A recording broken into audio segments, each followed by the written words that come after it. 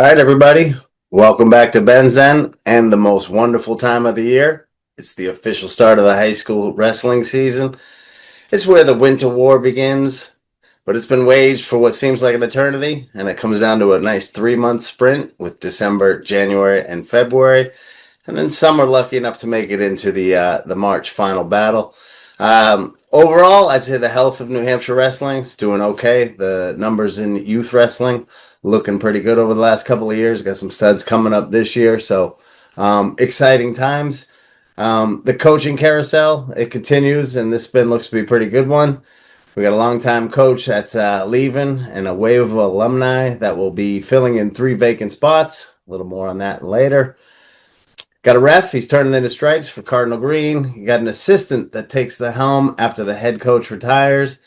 And New Hampshire Wrestling's Wizard of Oz is now the commander in chief of the Londonderry Lancers. So we'll get into some of those things here in a few minutes. But as always, with every preseason episode, we got to talk about some housekeeping stuff. So first on that list, the wrestling powers that be, right? So we got the NHIA, the Coaches Association. Tim Brown, he's doing a great job over there. He's the head coach at Timberlane and now the president of the Coaches Association. He does a great job keeping things very organized and making sure things are heading in the right direction. So good job, Coach Brown over there. The NHIAA, one of my favorite, the wrestling committee over there, they continue to be underwhelming. When you're hand picking candidates, it's tough to affect real change. You kind of just pick people that sing the same song as you. I think that's not necessarily in the best interest for New Hampshire wrestling. I'm not sure, I was pretty sure that once you were no longer actively connected to a high school, that you weren't eligible to be on the board. And I only know that because I tried to get on the board some years ago, but they told me because I wasn't attached to a high school that I was ineligible. But yet it seems that that might not be the case for everybody. Um, the idea of a dual meet championship was one of their hatchlings, if you will. That they being the NHIAA, they floated that out to the coaches, and the coaches quickly shot that down. This again, pros and cons to each. Me personally, it's a con, it's a topic for another day. I'll say. Um, but I was a little disappointed just how quickly everything just kind of got shut down. But it is what it is. We are a very small state that acts like an aircraft carrier, and change takes forever. One positive thing that has come out from the NHIA this year was the focus on a exclusive girls state championship, which would mean tentatively, again, I don't know that this has been confirmed, but I believe this is the plan that they're looking to do. And the girls would have their state championship on Friday night, preferably at the host site, which again will be Pinkerton this year. That'll give the girls an opportunity to have the spotlight on them, and then the boys will do their thing the following day. Like I said, nothing locked in stone yet, but I'm feeling pretty confident that's something that they're going to do, and I, for one, I look forward to that for many different reasons.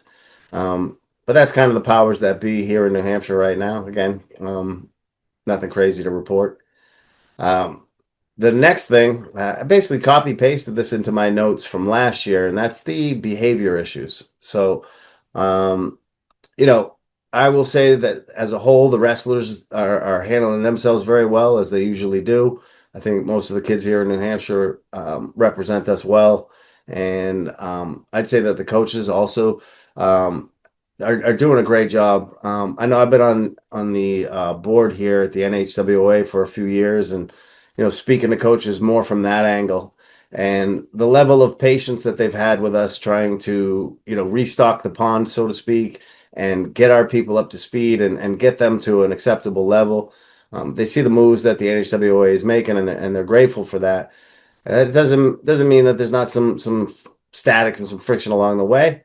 It's going to come with the territory, right? But they're doing a great job of treating us with respect, and us, I mean the refs. This is Ben's Den, completely independent of the NHWOA, but I am a part of that association, and so I just have to say that I think the coaches are doing a great job. The real contention comes in with the parents and the extended family that show up at the tournaments. And I preface my comments with, look, I know you're all there for the kids that you love, and you're trying to give them the best opportunities, and you're always thinking that you're trying to do the right thing by them.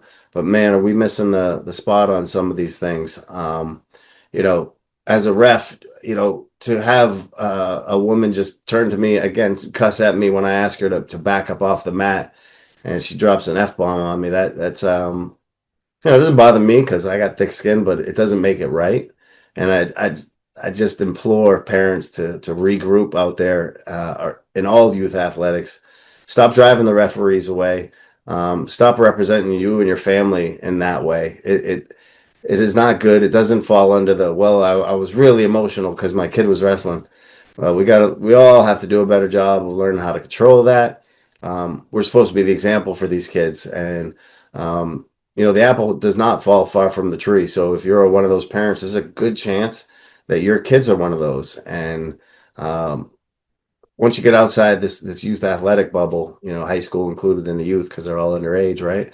Once you get outside of that bubble, you're going to start to notice that that doesn't work very well. And oftentimes, I hear parents that behave like maniacs at these tournaments complain about the youth today, and I find that puzzling. And so I'm going to step off my soapbox. I never intend for it to be on the soapbox. It's really just an observation of the community that I roam around in.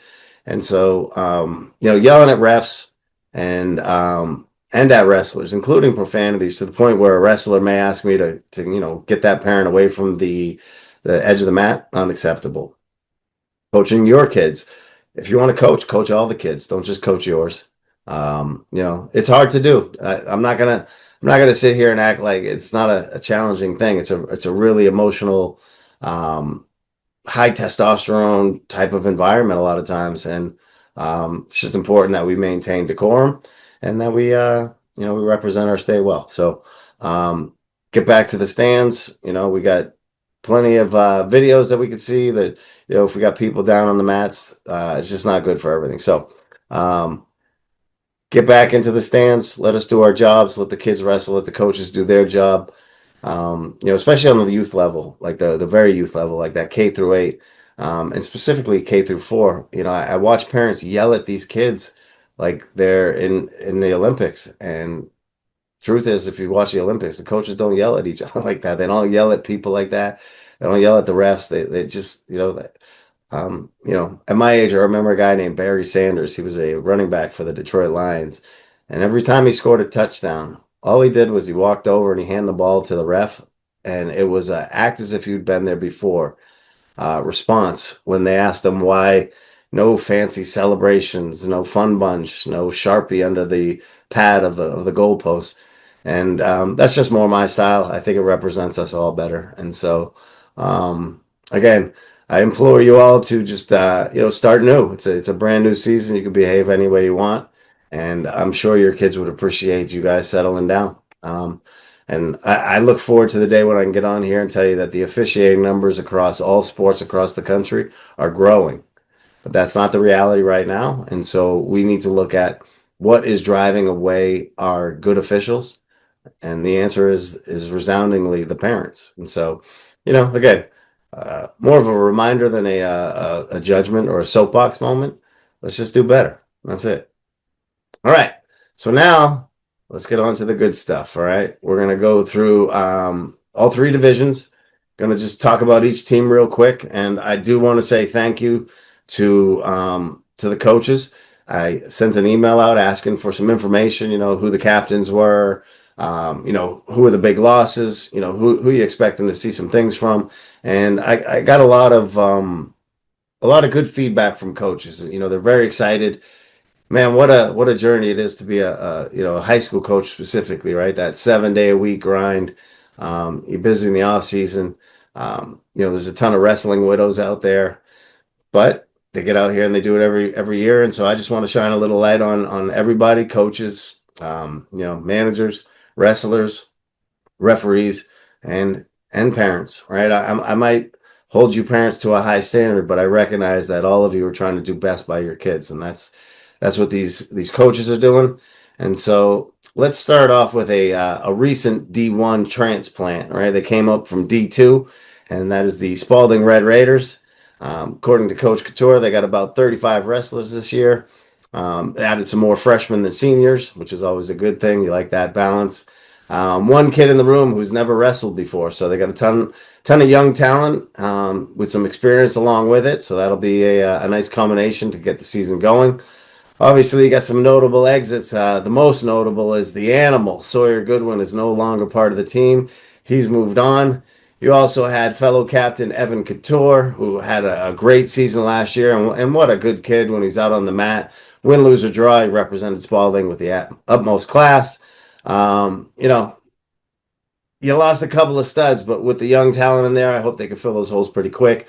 The coaching staff out there at Spalding is and again, per Coach Couture, it's the best that Spalding's ever had. They lost no coaches. They've added a few, notably a Randy Menneweather. He wrestled NCAA Division I for Air Force. You got Seth Carney, a former New England champ who wrestled out at Essex Junction, Vermont. Will Backert wrestled NCAA Division II, 11 years coaching experience in Pennsylvania. So, Pennsylvania is synonymous with wrestling knowledge, grit, and toughness. And then you got Todd Thone. He's the former UNH wrestling head coach. Good coach up there. Did a lot of great things to promote the club up there and the sport. And then you got the familiar coaching faces. Again, didn't lose a coach, so you still got Evan Drew and Dennis Nato, Brian Jakes, Nate Kaus, and then obviously head coach Scott Couture. And so with a lineup like that and some experience in the room, I believe we're going to see some Red Raiders making some noise. And I gave him a lot of credit for hopping up into D1 last year after having a pretty good season in D2 but not resting on the laurels, stepping up, setting up the next challenge, and that's going to be really big for them come MOC time, right?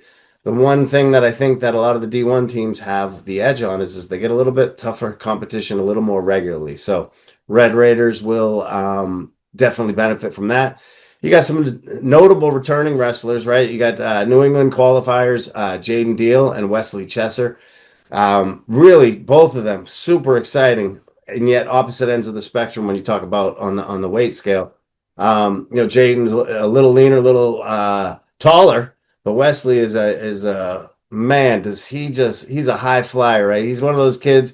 He's a bigger kid, but when he's out there on his feet, boy, he's just smooth, and he's going to be really fun to watch because the amount of improvement that I watched in that young man last year was very notable. So, again, every year you get a little bit more experience with these kids, and you get to watch and see what they come to do. So keep your eyes on Wesley Chesser as well as Jaden Deal. You also got girls state champions, New England place winners Sadie Nadu and Mackenzie Lacoste. You got sophomore Connor Jakes and junior Brendan Brochu. They worked hard in the offseason. They found some wrestling opportunities, getting ready for the Winter Wars. And so I think the Red Raiders are in great shape heading into the season. All right, let's keep it moving. So, speaking of a team that technically could be in D2 based on school size, but they play in the big boy waters, and they've done very well over the last couple of years over Coach Nick Eddy, and that's the Salem Blue Devils. They have a bridesmaid second at MOC and D1. They picked up their third dual meet championship. And you got coaches Eddie, you got Joey Boucher, Trevor and Keith Dearden. And they're looking to get the Blue Devils back to the top. They lost 5 state champs and a total of 10, including O'Rourke, Buscema, Lynch, and they got double-digit non-returners this year. So Blue Devils definitely, they got their work cut out for them. At the time of this broadcast, specifically when I spoke to Coach Eddie about this, they didn't have any captains decided. And that's a pretty common theme that you're going to hear me say. And I think that is usually a good sign. I think it's best to let the cream rise to the top in the practice room the first couple of weeks. Somebody may have had a great season last year, showed up as a leader, but maybe something's changed. Maybe they're not the right person for the job this year. So I like the patience in picking those. Overall, the team type, they're kind of youngish this year, right? They lost 5 big ones up there on the varsity level, so they got some rebuilding to do. Off-season work, John Bloxage, he's busy all off-season, as was Xander Wood and he's going to be at a weight class where their strength will be a strength. On the ladies' side, the Blue Devils have got Ella Paris, Kira Lynch. Both those young ladies, they travel all the way out to North Dakota. They went 2-2 out of Fargo, one of the toughest tournaments that you can go to. I think it's 10 days. 110 matches per. They're super dedicated in the off season, so it's going to be really exciting to see what the Lady Blue Devils can do. And again, it's just time for the next wave of the Blue Devil boys to jump up and put them right back in contention. And when we talk about in contention, who are we talking about in contention with? Well, there's a couple of teams, but I got to tell you, I think that the early season favorite, and they don't like to hear it because they don't want any of the kids to get big heads, but Timberlane, and you gotta give it to Coach Brown, Tyler, Coach Nichols and Woody over there. They're doing some really good things, and it's really paying dividends. They're loaded this year. Lots of seniors, 12 returning starters, 175 pounds from last year. Gonna be some good stuff. So no holes, right? What do we know about Timberland? They can fill out that lineup, right? They won the MOC last year by close to 50 points, if not 50 points. Like I said, probably the odds-on favorite this year, but we wrestle for a reason. They lost some pretty good talent, right? You had Ben Mann down there. I think it was 113, absolute stud. The Cradle King, Talon OJ. But again, stacked for the near future with their underclassmen. No selected captains for Timberlane as well. And, with a great senior class, they got a lot of leadership, just generally speaking, right? You have that experience. That just means there's a lot of good candidates for the captains, and I'm sure the coaches over there at Timberlane, they'll do a great job in picking leadership as they always do. Got a bunch of D1 placers from last season. Kyle Lindbad, Jason O'Brien, first place. Boucher Consalvo, they were in second place, along with Dom Lee and Ethan Billabram. Cole Seuss was third. Morrissey was fourth. You got Fatau in fifth. I mean, stacked full of names over there at Timberlane. And I just, they're going to be tough to beat this year. They are coached so well. Their community is strong over there. So I expect big things out of Timberlane this year, as we pretty much see most years. Don't sleep though. Coach Brown, he knows there's a lot of really good teams in Division One. They'll see them on Wednesday nights, and there's a lot of good teams from D2 and D3 that they're going to see on some weekends. They're also going to do a real good job of getting those kids real tough matches. Timberlane is going to get beat up. Their kids are not going to have undefeated records, similar to the Blue Devils of Salem, right? Their coaches understand we have to get out of New Hampshire to wrestle and improve. Can't just see the same teams every week. And so they'll get Mass teams up here. They'll go to Mass. They'll go to Rhode Island. They'll go to the Beast of the East. And so Owl's running strong right now. And I got a little Coach Brown quote, which I was very happy about. And he basically said, and I quote, the competition in the state is tough. It's also exciting to see the girls wrestling continue to grow. And we hope to get more girls on the team in the near future out there at Timberlane. And so I'd say, if anything, that's probably where they're the weakest is building the girls program, but they are committed to it. Coach Brown's been a big advocate for the girls wrestling, even when he was on the youth level, trying to, get the separate tournaments and all that. And so I got no doubt that they'll put it together there on the varsity level. All right. How about a little sippy sip? Got some red vegetable juice tonight. Pretty yummy. All right. So moving right along, man, we got a big coaching vacancy that opened up, and then it filled right back in with an absolutely qualified candidate. So we roam over to Derry, where we take a look at the Pinkerton Astros, and longtime head coach Dave Rose has stepped down, though he still remains on the NHIA Wrestling Committee, and he will help with this year's MOC. He's got a ton of experience in running tournaments, and so it's good that he's going to stay by and pass that wisdom on. Every time he thinks he makes it out, boy, we just pull him right back in. Quick shout out to Mrs. Rhodes. Michelle continues her journey, and I'm sure having her hubby at home more often, that'll be a good thing for her. Maybe. Longtime assistant coach Rob Flynn. So he was named head coach And I expect the Astros will experience a surge under new leadership, mentored by the man who brought Pinkerton great success. And, there's a honeymoon period with a new coach. But since he's already been in the trenches with him, I suspect that'll be short lived and he'll implement his style and make some tweaks and some adjustments and just get things done out there in Pinkerton. Um, Coach Flynn, he'll be welcoming some, I guess I would call him royalty out there at Pinkerton, but he is alumni Sterling McLaughlin. He'll be jumping on as a full-time assistant coach this season with the Astros.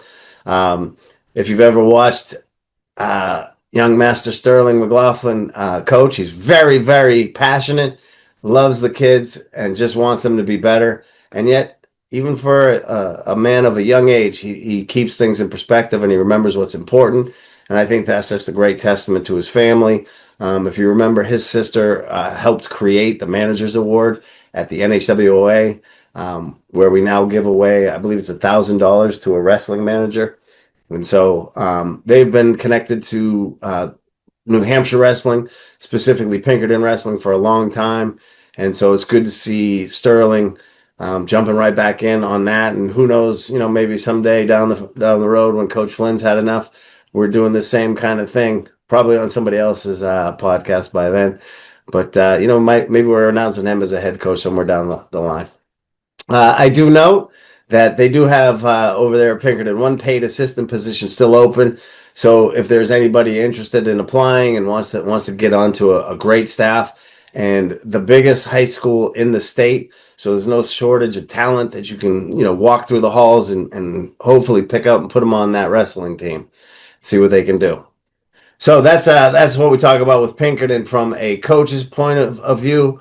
But for me, there's a dark spot, a dark spot on the roster of Pinkerton, and that is my chatty Cathy. When Lance Bordeleau, who was a junior last year, he transferred over to NMH, and while my selfish self is sad, I won't see him wrecking New Hampshire kids week after week and representing the state very well when hitting the out-of-state tournaments.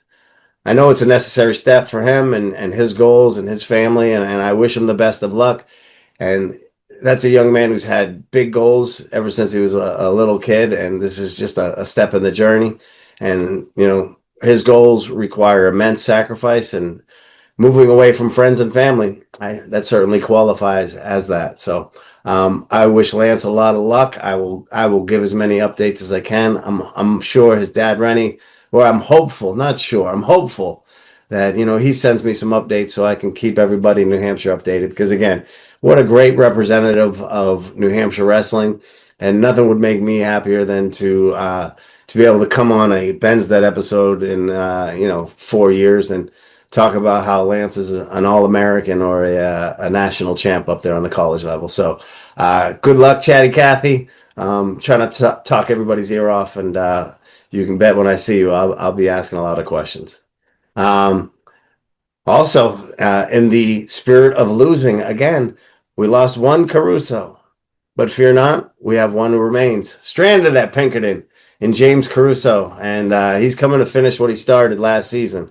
Absolute stud of a wrestler, good, solid young man. Pinkerton, they hadn't even started practice when I took their notes, but they're underway now because this is December 4th, and the season technically opened last night with Muskoma, Winnisquam, John Stark, and Hopkinton showing up. Love that. I'll give you some highlights on that another time. But the season's underway, so Pinkerton is at work practicing, and they were expecting 50 wrestlers at tryouts, including 16 freshmen. You never know how that shows up, but I'm sure they're going to do well. Probably overall the team skews a little bit to the younger side, but they got a good core group of juniors and some seniors, and they'll be leading the way. Speaking of notable returners, you got juniors Noah Cataldo and Connor Combs, who along with Caruso all had strong postseasons last year, and I expect nothing different this year. The Pinkerton team always in the mix, and I'm excited to see what Coach Flynn can do, and I hope Coach Rhodes enjoys retirement. On to another powerhouse in D1. So you got Concord, you got Sawyer McCready, you got Anthony Gulateri, and 7 others who left the Tide Brotherhood. and left it in the hands of captains Wayne Sakakini, Madison Beauregard, Jackson Carter, and Isaiah Puckett, who will motivate and inspire the Tide. Side note, Mr. Isaiah Puckett is also now one of the NHWA JARS, junior apprentice referee. He's been working with us, and so is Madison Beauregard, who a lot of talent between the two of them. Throw in a Sakakini and a Carter who can cradle you. And what do you got? You got 12 seniors, you got 7 juniors, and you got 12 sophomores, 17 freshmen. You got a good sized squad and you got some talent, right? Madison Beauregard, third in New England and an all-state champion. Sakakini was runner-up at the MOC and looking to find the top spot on the podium as he enters his senior year. You got all-state placers, Bijwar Darji and Carter, both fourth last year, and they're going to look to definitely edge up further on the podium and make a trip to Rhode Island this year.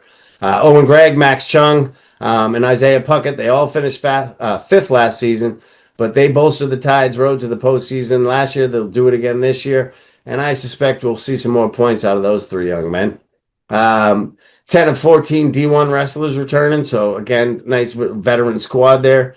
You got recent Hall of Famer Ham Manel, who's the head coach. He returns for his 30th year. And longtime assistant coaches, Nick Tiny Zeris, he's in his 23rd year. Dan Breen, 17th year. Troy Colby's in his 13th. Cavril Madison, 3rd year. And Levi Madison, 2nd year.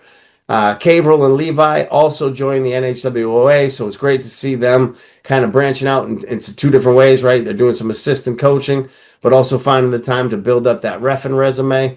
And I know the NHWA is grateful to have some younger men stepping up and some younger ladies jumping in the mix as well. So Concord, strong and healthy. And big shout out to Coach Dan Breen. He's always a great resource to Ben's Den.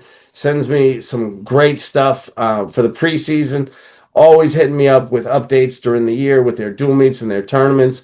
And, it makes it easier for me to kind of give you guys the information. It's definitely a team effort. And so Coach Breen, much appreciated, my man. Bedford, Deach, another play. Wow. I'm really starting to like what I'm seeing with some of these coaching carousels. They seem to be shooting people out and creating some great staffs. And Bedford is another one that is going to have a deep coaching staff, right? You got Coach Ryan Sheeting, head coach, right? He doesn't even like to say that, but he's the head coach. Coach Louie, Coach P, Coach Charlie Canay, and Mike Brandt, a former starter at D1 Navy. He's joining. He's originally from Pennsylvania. He weighs about 190 pounds. And that is going to be an absolute asset for one Gavin McConnell. And speaking of Gavin, he along with Matt Ben and Grace Canay, always want to say Kenna, Charlie, I'm sorry. But yes, McConnell, Ben, and Canay, they take the helm as captains. And so you got two juniors and then a senior and Ben that are at the helm for the Bedford Bulldogs. The last couple of years, the Bulldogs have had really good captains. They've helped keep the team in order, heading in the right direction. And, they're still looking to top the podium as a team. It's going to be tough to do that this year. They're a solid team, but they got some holes to fill. Girl squad is looking very promising. You got Yashi, Grace, Izzy, and Audrey, four horse ladies, if you will. They should be competitive across the state. There's 6 girl tournaments on tap for the Bedford Bulldogs. They're going to need to get it together and take on an early favorite in Keene per Coach Sheeting. Keene's been doing some great work with their girls. We'll be getting into them in a little bit, but Bedford is stacked up nice on the ladies' side, and I think the boys are going to come in and do some good work. Really excited to see what McConnell can do this year. One of my favorite memories of Gavin, and he probably hates that I would tell it, but I have a picture of Gavin McConnell when he was, I don't know, 3rd grade maybe, and we were at the tournament in Chelmsford, and he was so nervous that he had to go to the bucket and throw up, and I got a great picture of it, and I made sure I got it to his parents and all that, and it's kind of been one of those inside jokes that we do between me and his family, and why I like that picture so much today is because back then there was this kid who just was scared to death to get out on the mat and just like to the point where he physically got ill, right? And so what I loved was his parents never forced him to, oh, you got to push through, you got to do it. Never. They just like, all right, you don't want to wrestle, you don't want to wrestle. But his brother Tegan, who I spoke about for years on Ben's Den, who's now in college wrestling, they were always around the sport. And they would, hey, Gavin, just go do practice. You don't have to compete. And he'd come and do practice. And, there was times I was looking at him. I'm like, what are you doing here, kid? Why don't you just go have fun someplace else? You look miserable. But he took his time and he found his love for the sport. And now as a junior, fully committed, wrestling as much as he can, learning as much as he can, taking on as many challenges as he can.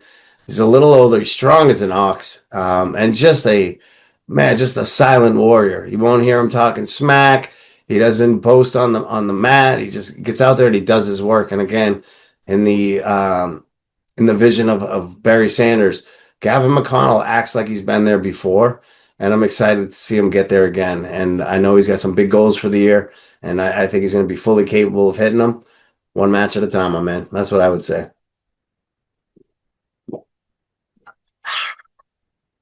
But that's Bedford, looking solid as always under Coach Sheeting and the rest of the crew over there. I expect nothing less. And so a bit earlier in my intro, I had mentioned a Wizard of Oz. And that Wizard of Oz is one Mark Williams, and he starts a new era over there in Londonderry. And so Coach Williams, now the head coach, most people don't even understand how instrumental in the year-to-year, month-to-month, week-to-week happenings of New Hampshire wrestling. We stay current with technology because of Mark Williams. We take steps that ensure growth for our sport because of Mark Williams. And he assumes the head coach, of the Lancers. And I hope selfishly he doesn't pull anything away from us because he's that big of an asset to our sport here in New Hampshire. I don't really think there's a way that we could repay him for what he does provide. He is part of the 20% that does 80% of the work. And I would venture a guess he probably does 90% of the work. He's been an absolute asset to me on Ben's Den with the statistical information that he carries and the trends, and just a super smart guy. I feel like a moron every time I talk to him, but just a really smart guy.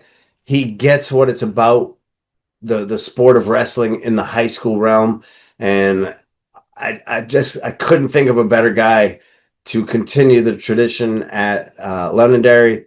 Londonderry struggled the last couple of years, and they lost a big one or a big two last year with Pento and Manny Perez heading out. And so, no captains yet for them. They're looking to, settle that up as the season gets going. But he's got assistant coach Pat Egan and Russ Greenwood. They'll lend a hand in getting a stride going for the Lancers. And they're a young team, but most of the young guys, they have experience. They got 19 freshmen, they got 3 seniors, 7 sophomores, and 4 juniors. They got returning starters, right? And again, no wrestle offs yet, but go with a pattern, right? You got Lennox De Leon. De Leon. You're going to have to tell me that one. De Leon, that's got to be it. Lucas De Leon. Probably got to learn that name, right? Cam Roussel, Aiden Murray, Caleb Holden. You got Fira Schaefer. There's a bunch of talent on the team. There was no massive podium finishers that are coming back, right? The light shined bright on Pento and Perez last year. This year, that Lancer light's going to have to find out who's going to take the light and lead the team from a wrestling point of view. I'm sure Coach Williams will pick some good captains to make sure that team is represented well. It's just one of those things, man. He's going to have to cut his teeth as a head coach and figure out what works for him, what doesn't. There's a whole different side of coaching as the head coach. You got the management part of it, right? You're dealing with the coaches that you have to manage. You got to manage the manager, you got to manage the wrestlers, you got to manage the parents, you got to manage everything to do with the program. And then you also have to coach your team. And so it's a tremendous effort, but if there is anybody cut out for it, Mark Williams, man, I think he got it covered. You know, coming up from underneath, some strong freshmen. You got Gabe Perez, shocker, right? He was first at New Hampshire Way and second at Youth New England's last year. Colin Egan, first at New Hampshire Way, fourth at Youth New England's, and a couple others in there. We'll see what they can throw together on the mat. And remember, it's a 3-month sprint, but December is really a shaping month, right? Kids are getting down to their natural weight classes. I say natural in quotes. Um, Everybody's gas tank is getting going, all that good stuff. So we are making some good progress and, see how they do. All right, let's jump into the city teams here. The Manchester teams. We'll start with Manchester West.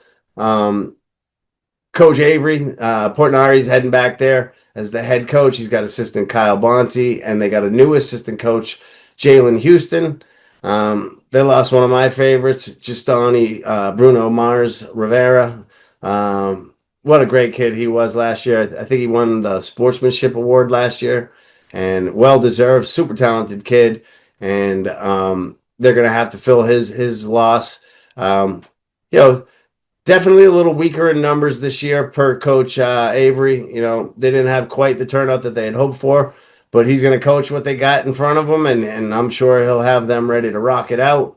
Couple of holes in some weight classes, but nothing major. You never know. Some kids pop in, stuff moves around. You see where people are at. They got some captains named. They got Samuel Cruz. He's a 132 pounder. Kendrick Nunez at 138 pounds. And a returning D2 champ, and I'm excited to watch this young man at 144, Colin Taylor. Really, just what a good season he had last year. He was fun to watch. Pretty balanced team over there, give or take a couple of few new kids. JV guys, after a massive off-season effort, see if they can earn a varsity spot.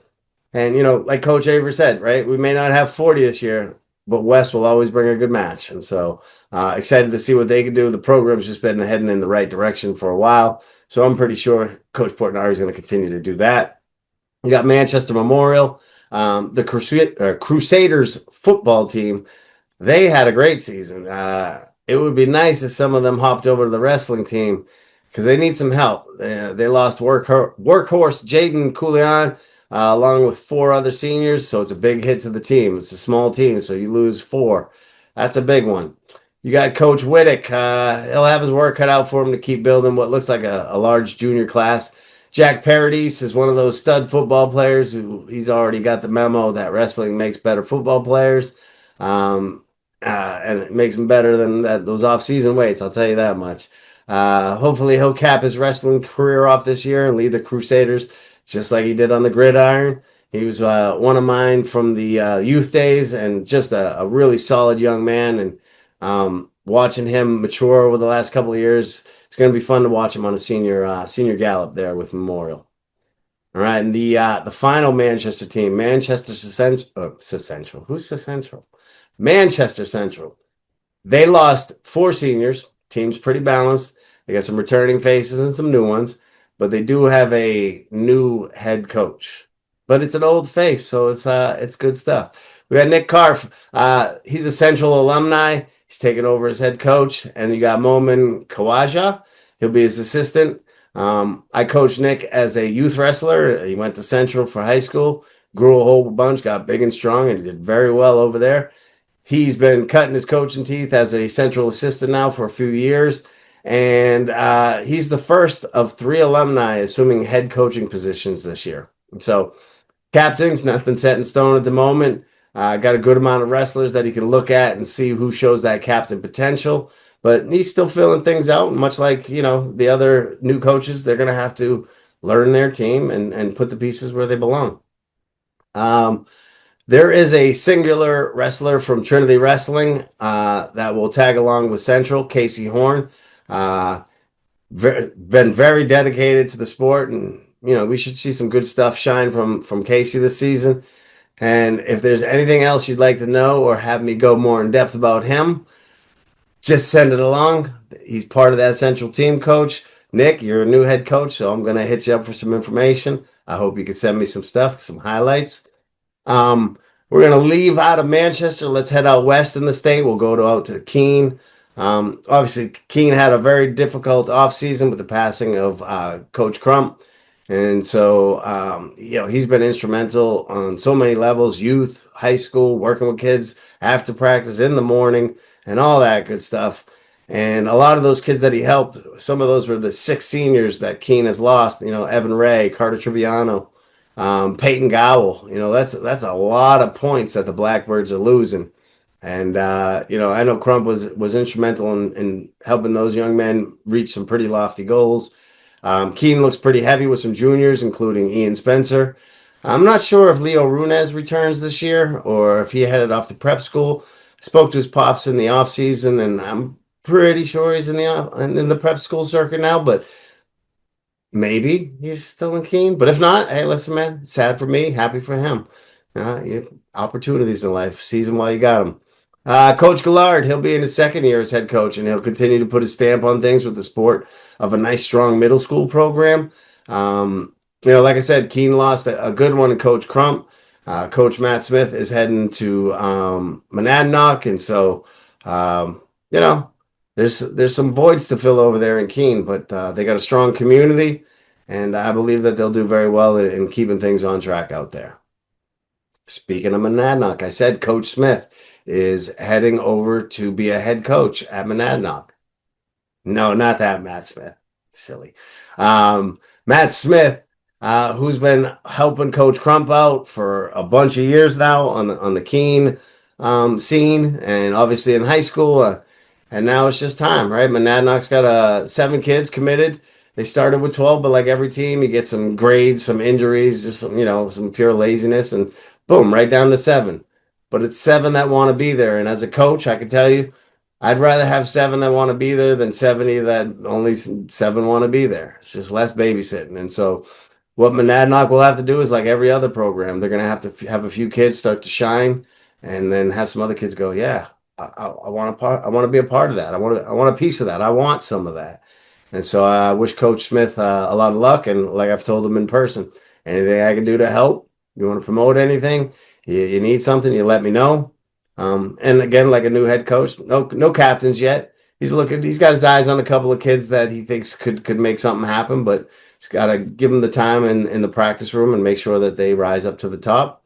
You got other coaches, including Daryl Thompson, Jacob Hutchinson, an ex-Keene wrestler, and then another one of my favorites, ex-Monadnock wrestler, Seth Adams, and Alan Givitz. And Seth Adams was one of those Monadnock kids that was wearing that green singlet while the Blackbirds were wearing their black.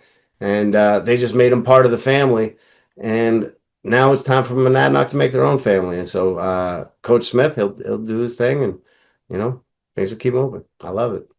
I did want to mention, it's a small team, and so like a lot of those small teams, like I mentioned with Hopkinton, they're going to tag along with Keene again, on their dual meet schedule. They're going to get as many varsity exhibition matches as they can. If there's any D3 teams that are looking for someone to compete with, call Coach Smith. They cannot host any events at all this year. They're signed up for 5 tournaments, currently all in state. They got 1 in Mass. And I thought this was a great quote from Coach Smith. And he said, the plan is to get these kids as much mat time as possible, no matter what or where the competition is. More time is better, and these kids appear to be hungry for it. It's been fun, and we all seem to be enjoying ourselves thus far. And so good luck on the maiden voyage. I look forward to seeing how things go, and I hope nothing but good things for you guys. Pardon moi. All right, man, we're only in D1 still. Sheesh. All right, so we got Wyndham. The Jaguars, look, they've been struggling the last couple of years under Coach Decker as he navigates, building the program. Him and Coach Riley Millette, they continue to move the pieces to get things done, and they just got to keep doing that, and eventually some things will pop off. They lost 4 seniors, but they look to be in good shape from the last year's roster. Lee McGrail, Henry Palmer, both multiple-time places at D1, as well as at the Meet of Champions in the past. So they're going to have to step up and lead the team, right? The best wrestler isn't always the captain, but he is a leader whether he wants to be or not, because he's going to be an example of, how do we do this? How do I get better? How do I be like that guy? And so here we go. Wyndham Jaguars putting it down. All right, off we go to another city. and that is Nashua. So we got North and South in Nashua. I am an alumni of South. I'm technically an alumni of Nashua High School. There was no North and South, but now we got it. And so on the north side, the Titans, they lost 5 seniors, including Hayden DeRocha. Coach Spiro, he'll look to keep the momentum going in the Gate City. He'll do so on the backs of studs Owen Gagnon, who's a junior this season, Ruben De Jesus, who's a senior. So this is his swan song. They're Purple Panther counterparts of the South. They're run by Coach Arroyo, and now without stud Connor Whitman, who graduated last year after a great season, leaving the reins to stud Benny Blanco. That's Benjamin Byrne. He's been busy again this offseason, and he'll simply be looking for pelts as he hunts for the top, man. Keep your eye on that kid. He's just going to do some really good things. All right, so our last team in Division 1, it is Exeter, and Exeter looks in to be really good shape, fairly balanced, and I mean 2 St. Anges, 2 Grand Masons. Is that not balanced? Reed Grand Mason had a heck of a freshman campaign, really just splashed onto the scene last year. And he's been working pretty hard to sharpen his wrestling skills in the offseason. He's definitely going to be a highlight for the Blue Hawks this year. The Exeter program, it's been steady building the last couple of years, and quietly they've been working to get in team contention. Could this be the year? We'll see. All righty then. So, Division 1. Now, it's going to be a long episode, Coach Ross. Excuse me, not Coach Ross. He doesn't coach anything anymore. Mr. Rick Ross, my hot dog guru. He always yells at me that the preseason episode is a little bit too long. But we got 3 divisions, and everybody gets a little bit of shine, including our first D2 team. We got Goffstown. Longtime coaches Alex Paraskevas and Josh Deverant, they are doing exactly what they've always been doing, and that's just building a extremely solid program. They're heavy with juniors and sophomore this year. They lost the likes of Womack, Charest, pretty strong senior class, including the captains, Gabe Osborne. You got Ian Campbell, Steve Damboyce, and Antonio Hebert. You want to talk leadership. It's not going to get much better in the state. 4 really tough wrestlers and have really matured into great teammates. You got a pretty good bulky junior class, right? You got Sullivan Conley, you got Willem Pierce, you got Ben Walton, who he was busy in the offseason getting his butt kicked.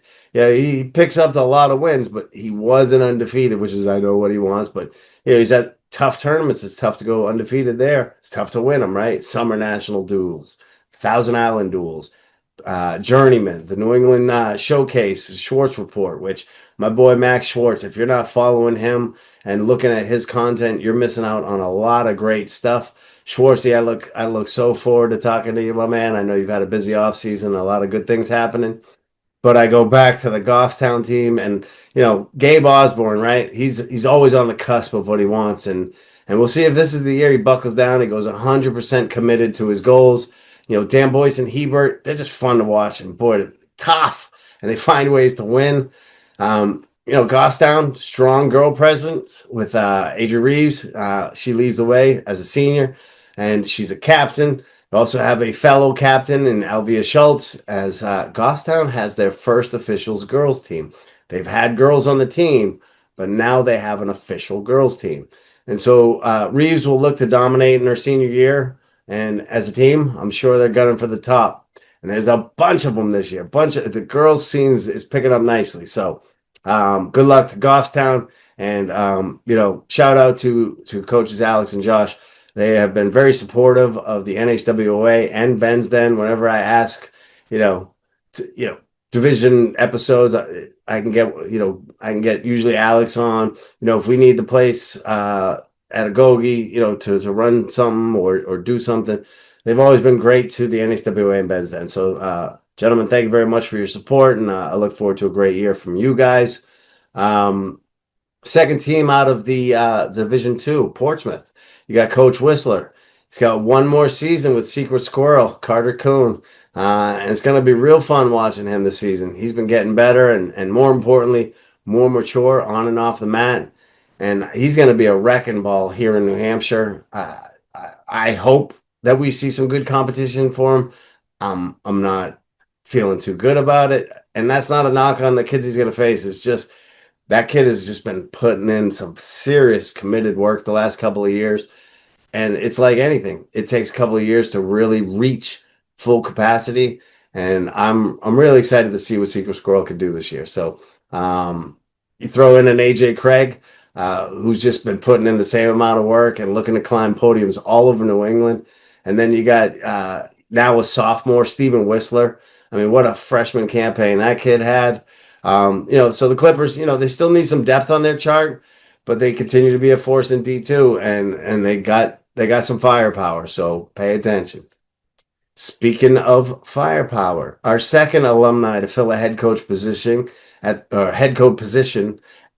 alma mater is Kyle Gore out there at Alvern. And Gora, he was an MOC champ as a junior. Senior year was his COVID year. He went down to Edinburgh for a year, got a little bit of homesick, came home, hit New England College, had some injuries, ended up calling it a career, and now he's working towards his degree.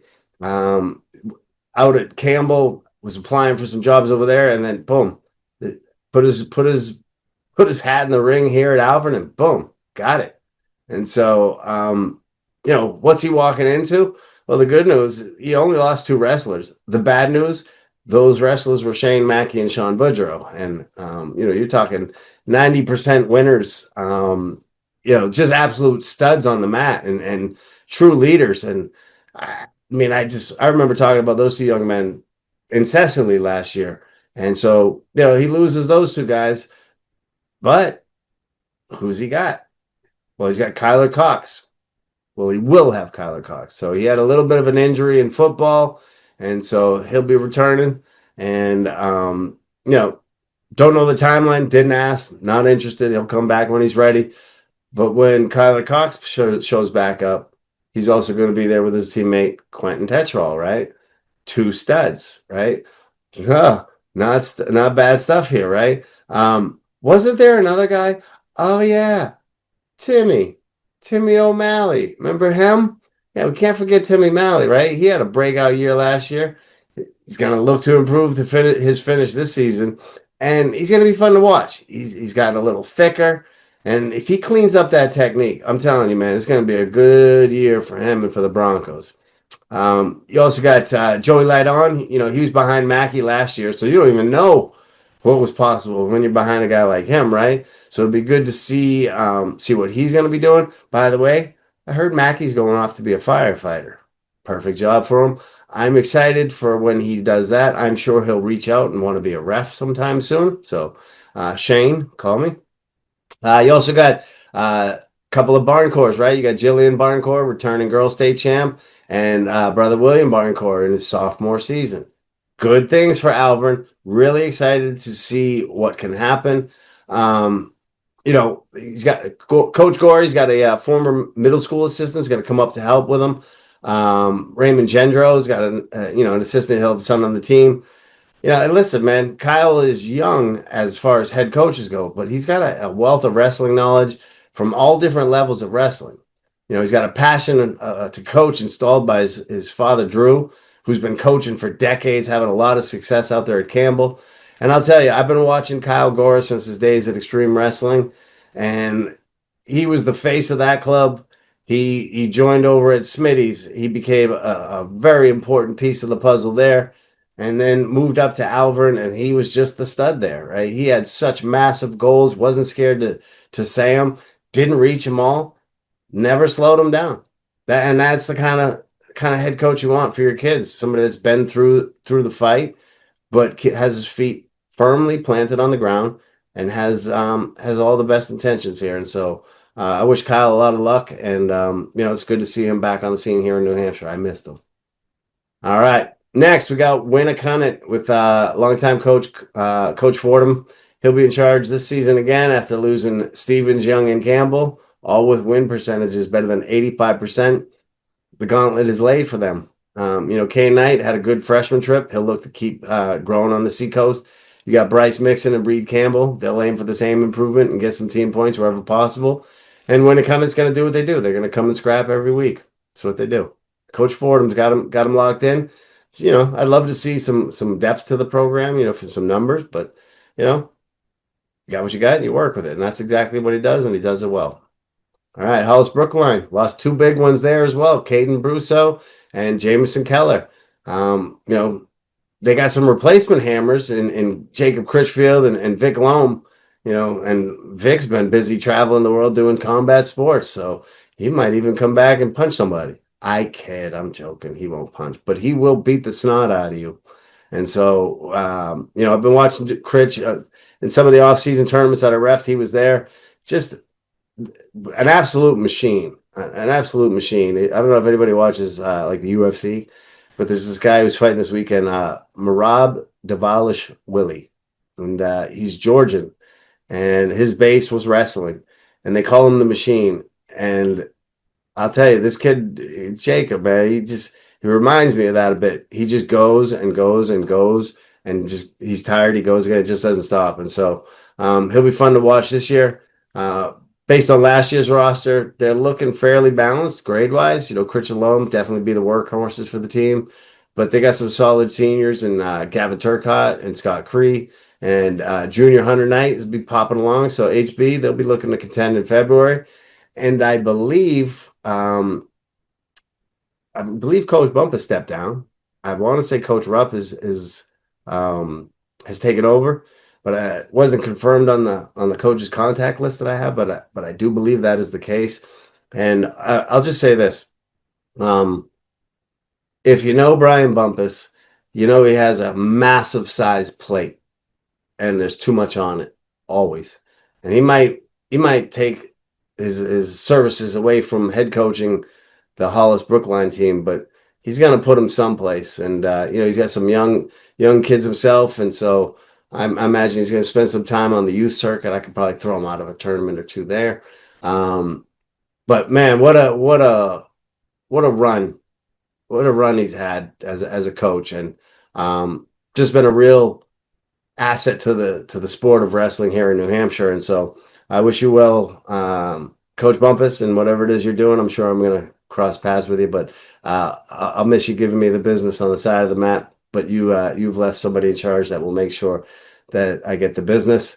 But overall, based on last year's roster, I say they're looking fairly balanced. And I'm excited to see what they can do. I think the goal remains the same for Hollis as it always does. D2 champs or bust. All right, another exciting program that's really been on the up the last, I'd say 3-4 years. They really starting to see the work show on the surface here, and that's Milford. And you got Coach Foucher and crew continue to put the work in. They provide opportunities for Milford kids in and out of season, just to give them experience and really building a solid culture out there in Milford. Now a sophomore, you got Max Hammerstrom, right? He's a little building off a great freshman start, man. The kid just popped on the scene, and he's got some good genes. So I expect a heck of a soft effort. It'll be a good litmus test to see where the Spartans are at this season. They've gotten some experience. They got younger kids coming up, and some young peen hammers, if you will, right? You got Schuster and Stickney, Herbert, Willamy. I'm excited, right? I think that they still have some work to do to be in the upper echelon of Division II, but not by much. And season to season that changes, and so Spartans will be definitely shooting for the top, and they're going to be fun to watch. All right, speaking of fun to watch, well, this one's going to be fun to watch for a whole different reason, and that is it's the end of an era at Bishop Gurdon. As longtime coaches Paul Russo and Kurt Roulette, they've stepped down, and the rare referee to coach is occurring. So Dan Warshawski has taken over as head coach over there for the Cardinals, and he wasn't just a ref. He was a good ref. He was a really good ref. Did a lot of reffing down in Mass. He did some reffing up here in New Hampshire. Heck of a wrestler. I mean, I talked to people about Dan throughout the state and then throughout New England, and tough, technical, brutal. Like just he's gonna do a whole facelift on that program, in my opinion. This is just my opinion. Again, I've mentioned it before. Coach Russo was my JV coach when I was in high school. Kurt Roulette was like an idol for my generation at Nashua High, and they've been around a long time and done a lot of great things. And now that their time is up, and much appreciated for everything they've ever done, not just on the mat, especially Coach Russo. He's been a long time teacher. I mean, that guy I've known, he's had 7 different careers, and the best one he's ever had was working as a teacher at Bishop Garden. And he's helped mold and shape a lot of young men, including myself. And so off to the recliner with the comforter, and he'll relax himself, and he's earned it. And I'm excited for what Coach Warshawski is going to be able to do. I think that the whole mood and the whole culture over there will have a transformation for the better. And while I'll miss the spladles and the headlocks that BG was known for, Coach W brings a D1 wrestling pedigree, and if New Hampshire isn't careful, a powerhouse could be born at Bishop Garden. And if you don't know, BG is a private school that operates within the public sector when it comes to athletics, and so that has its advantages. And if you know anything about Massachusetts, there's a school called Central Catholic, and on that wrestling team are a number of Salem residents. If Central Catholic couldn't recruit Salem wrestlers, boy, what would Salem look like right now?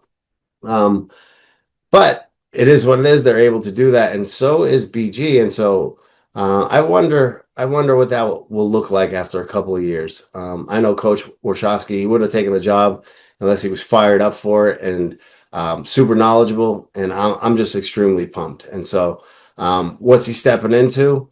Well, he's stepping into some good stuff. He's got Captain James Aljo, who seeks to reach the mountaintop in his junior year, putting in some work to get there. One of his latest, biggest wins, he was inducted into the National Honor Society. Well done, sir. Little less painful of an achievement than he's used to achieving, but I think one that is well deserved. I mean, he's just a super smart guy, carries himself very well, and again, only a junior this year, so we get him for a little bit longer. And I just got to give all the credit to the one that's really shaped him and really where all that intelligence come from, and that's clearly his mom. So good job, Mom. I love you, Pat. All right, so what else we got on the Cardinals? Well, you got Jack Foster. He'll be smashing away in his senior year, looking to anchor the team as one of the few seniors. Couple of Steinrook brothers, Austin and Wesley, they both had respectable seasons, and I suspect they will benefit greatly from the new coaching staff. And we can't forget about my boy B Squared, right? He'll be the big man again this year for the Cardinals, and that's Bishop Kearns. While naturally taking to the sport, another year of experience, it's not going to hurt him. And I'm sure he's setting some lofty goals, and Coach Warshawski is frothing at the mouth with what you can do with this kid, because big boy, right? Heavyweight, but moves really good. And so that's such an advantage up on that weight class level, especially, you get to some of those bigger tournaments, dare I say New England's, and you're going to have some of those kids down there do it just like that. So very good stuff. Again, another coaching spot filled up by a very qualified candidate. And speaking of vacant spots, let's move on to Merrimack, where Coach Stein, he stepped down, leaving a vacancy, and in slid young master Colin Jones, who's now the head coach. He coached middle school for the past 3 years. He's a Merrimack alum from 21, a state qualifier. Got a bunch of assistant coaches with him, which I love that. They got a small team. They might even have, one coach per. I love it. But having enough support around you is what builds a team. You look at any of the strong teams in the state, and it's not one guy doing it. Excuse me. It's a gaggle of people that are responsible for it. And so he surrounded himself with a gaggle, including Eric Terriol. He's an assistant coach, 4th season at MHS, 2017 alumni, 4-time state qualifier. Dom D'Amata, also 4th season. Adam Pressa, Matt Sanvali, volunteer coach. And look, you got some coaching experience, but they're a young staff, and Coach Jones, he understands that. But they're all in their 20s, and they're hungry to make the team better than last year, and that's all you can ask for from a new coach, right? Make it better than it was last year. Get the things heading in the good direction. So, um, they got one captain that at the time of the notes that I took, it was London Schultz, 144, class of 26, a returning captain from last year. They are still selecting the remaining captains, so I'm sure they probably already got that sorted out. But it's weird. I didn't get the text. I wouldn't expect it. They got a pretty experienced squad. Again, mentioned it's small, but it's experience, right? They got a mainly freshman and junior squad. Looking at like 30 to 35 kids this year, which is really good. They got some standouts, right? Cash Torres, second in New England's last year in middle school, so young coming up, but should be fun. And he put on 15 to 20 pounds and beating upperclassmen in wrestle offs. So keep your eye out for Cash Torres. This kid, Owen Sabal, right? Sophomore this year. He's been doing a ton of off-season work. Won the War Dogs tournament down there in Natick in October. Hitting the gym hard. And he looks great on the mat, according to Coach Colin. And so see what that does. You got Landon Schultz, a returning captain, as I mentioned. He didn't compete in states last year. Got third in the War Dogs tournament in the preseason. And he's been, putting some work in the offseason. I think overall, Merrimack, ton of potential in the next couple of years, right? They're still young. They got a good set of coaches coming in. The numbers are up. Middle school's doing well. I think it's just got to put it together, right? And so I'm really excited for what Coach Jones is going to be able to do over there at Merrimack, and welcome to the hot seat, my man. You are now the head coach. Good luck with that. All righty, look at that. Flew through D2.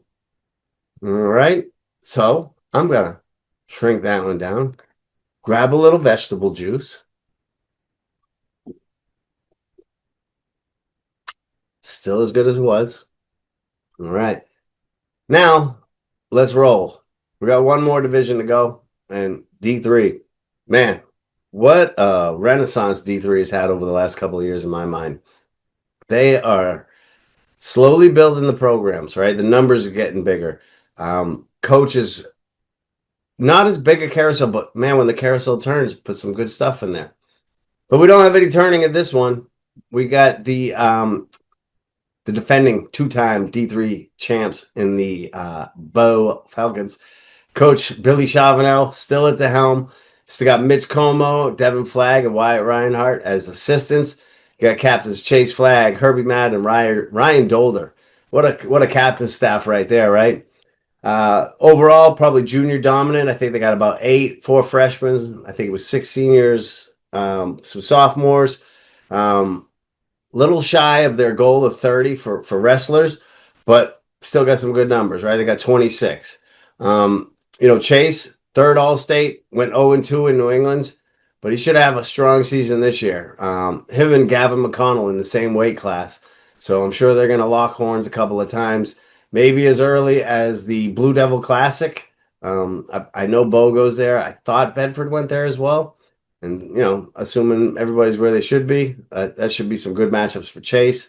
Herbie Madden, man, good off season of work, absolute stud of a leader. You looked at him his freshman year, you're probably like, yeah, all right. But you look at him now, you're like, oh, I get it. That makes sense. And so, 44 last year, maybe the same, maybe upper class this year because he's grown. Like I said, he hit the gym. But Herbie the Love Bug, baby, he's going to be fun to watch. You want to talk about the next stud on that team, Ryan Dolder, right? You can basically copy and paste the notes that I got for Herbie, right? Kid was doing some work in the off season. He's a little leaner and in better shape than he was last year. And the truth of the matter is you just don't have tough a Dolder. It's just the way it goes. Talking about the brothers, the Coulon brothers, you got Jacob. He's a senior this year. Had some good spring wrestling. Enjoyed the summer. Got back after it in the fall. He'll look strong for D3, and we'll see what he can do at the MOCs. Younger brother Jaron, he's a junior this year. He's looking for an MOC podium for the first time. I think I'm curious to see how he does this year, again, 126, right? You're no longer at 106 or 113. There's nothing bad about those weight classes, but there is a fact that remains with those weight classes, and that is they are generally the weaker classes as you move into what we would call the normal zone, right, where the majority of the kids are. You're looking at that 126 to 152 weight class range, and Jaren's talented kid, definitely talented, works hard. I'm really excited to watch to see what he does at 126. He's gonna have to tighten up his technique and keep things moving, but he could definitely be a highlight for Bo this year, as he has been for the last couple of years. Another possible highlight is Sean Flaherty. He's a junior. He got fourth at D3, no MOC run.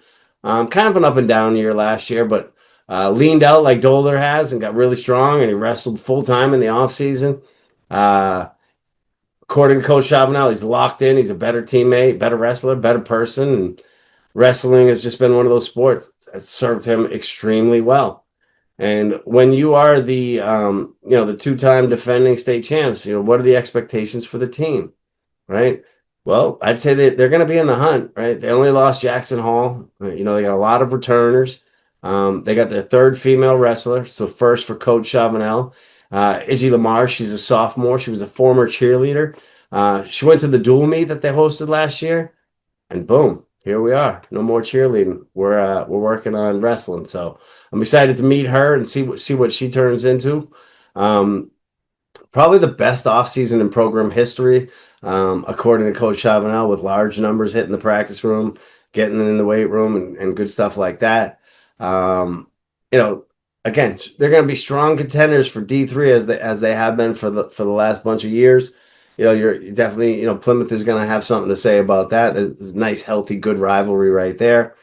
We're going to have injuries. Everything happens, right? Injuries, grades, growth, blah, blah, blah. But it's going to be fun to watch both. A lot of talent, well-coached team. So we'll see what's going on there. I did want to provide a quick Dolder update. So if you remember last year, Dolder Tough had my T-shirt on last year. And so Ryan is earning his lumps in college wrestling, taking some beatings out there, doing his thing. But his brother Nate, who was in a much tougher fight, battling some cancer, he had some setbacks, but he's currently doing very well and is in remission. So Dolder Tough, baby, I love that. And again, excited to see what Bo can do. Another program that I've just absolutely fell in love with, in the sense of I love what they're doing. I love the culture that they're creating. And I love the coaches and their mission statement there. And that just produces a lot of fun, great wrestling over there at Souhegan. They lost some good seniors, notably Noah Daly, Isabel Brandt, and Sam Albert. Ben Smiley, I was really excited I had a whole bunch of notes about him that I was going to talk about. And then Coach Tromby told me, no, you will not be seeing him this year. He has hopped over the pond. He's in England. And so maybe he'll transition into some MMA over there because wrestling's not super big. Or if he's smart, he starts teaching some wrestling over there. Huh? Get wrestling over there. The junior class, it's led by Gabe Holt. I'm very excited to see Mr. Holt this year. I got many nicknames for him, Baby Shrek, Hulkamaniac, whatever you want. He's a big, strong kid who's athletic. And another year under his belt. I don't know what he did in the offseason, if he put some time in. I don't know if he's even bigger than he was last year. Did he shrink down a little bit? I don't know. But Gabe Holt's going to be one to watch there from the Souhegan team this year, as will be seniors. Jack, no longer Jack Frost. Not anymore, man. He has graduated. He is now Jack the Ripper Kaler. That boy's been putting in some work, and he is going to just rip it up around here in New Hampshire. And I know he hopes to rip it up all the way down in Rhode Island. You got Chase Baby Knuckles. He's a returning captain. Other captains will be named later. But, that's a couple of good studs right there, right? Holt, Kaler, and Baby Knuckles. Can't complain about that. And then you got Landon Carson, finished fourth at D2 last year. And, they got a good solid team underneath them, right? 4 returning JV state place winners. That's big, right? It's people hear JV, they're like, oh, it's JV. No, this is the way it's supposed to go, right? You're supposed to come in ninth and 10th grade and wrestle in the JV team. And, the team's so good that you don't crack the lineup until your junior or senior year, right? And so these returning JV state place winners, right? You got a first place in Marcus Stout, runner up in Patrick Casey, Cole Mobley third. There's some talent that's going to be showing itself on the Souhegan team that you haven't seen because they've had studs in front of them. And so that speaks volumes about what the coaches are doing as far as having a healthy feeder system, both on the middle school level as well as on the JV level, right there at the varsity practice, right? You're breeding future winners by having practice partners, and so it'll be a good thing to watch with that. They got a returning girls third place finisher in Ava Burpee and a freshman female in Emily Ziriak. Coaching staff as good as they've had in any years. Scott Ella's the first assistant. You got Sean Brandt, Paul Tromby, Danny Casey, Brent Foreman, Jamie Healy. And again, Gary Tromby's that head coach. Smart guy. Like, real smart guy. And really personable. Real good with the kids. They will wrestle hard for him. And that coaching staff underneath him, just as good, just as personable. Probably not as smart, but you know what I'm saying. So listen, overall, Souhegan, some inexperience in the lineup, but hoping to have a good season. And by the time the postseason comes around, those Sabres will be in the mix. All right. I mentioned the Bobcats earlier, Plymouth, that is.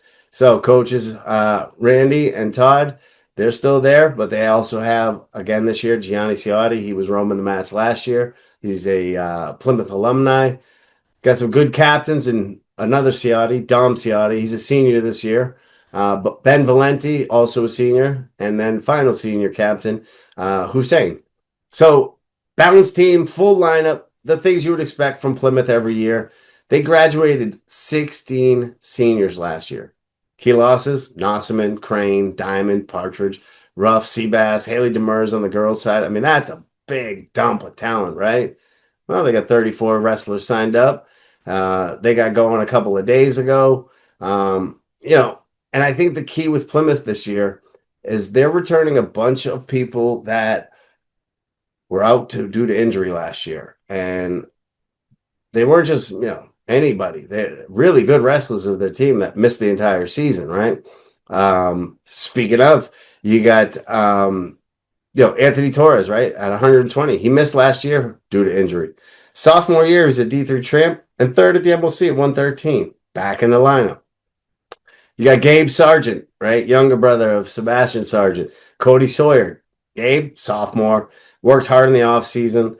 I know him and his brother, they're watching videos and doing film study. Cody's a junior. He's got some good experience. He wrestled last year at 138.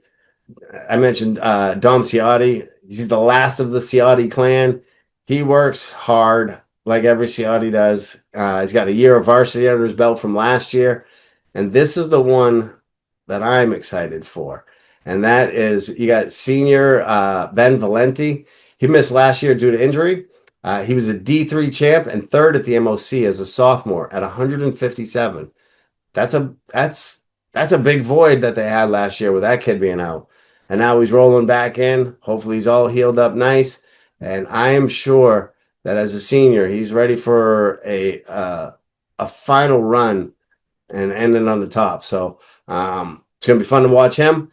And then again, you got Osarian, right? Hussein Osarian, third at 215 last year as a junior. He's going to come in this year. He's going to look to absolutely climb up to the top of that MOC podium box. Coach Cleary and Coach Austin, they don't mess around. They're not like, let's just try to be good. They're trying to breed champions and also good young men and women. And they're doing a great job up there.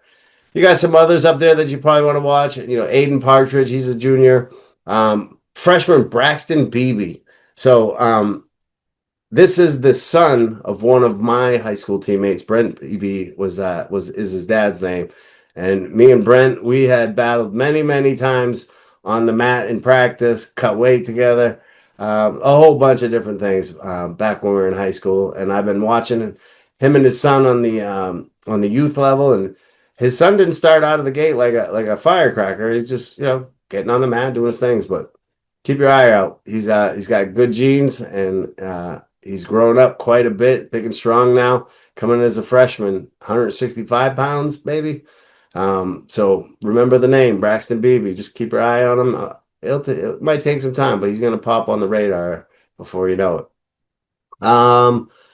Also, who else you got? So you got Charles McBeatty. He's looking to get in the lineup as a junior. He's been behind Nossaman and Osarian for the last 2 years. So as a junior, like I said, that's a lot of times how it works, right?